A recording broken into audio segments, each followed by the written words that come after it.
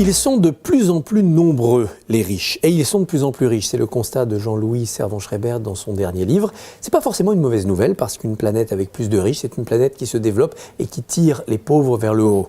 Pourvu que cela se fasse dans un esprit de justice sociale et pourvu que cela se fasse, si possible, vite. Mais c'est vrai que l'écart entre les pauvres et les riches, pendant ce temps-là, s'accroît. Les riches, ce sont aussi des caprices, des extravagances, des folies.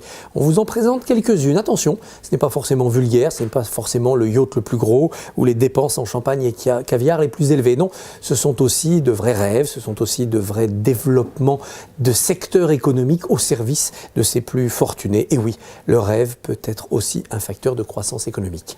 Dans ce numéro de l'Express, le premier de 2014, vous trouverez également un grand dossier richement illustré sur 1914, l'année du déclenchement de la guerre, l'année de la fin des illusions, l'illusion de la paix, l'illusion d'une guerre rapide, l'illusion d'une guerre à l'ancienne, comme du temps de Napoléon.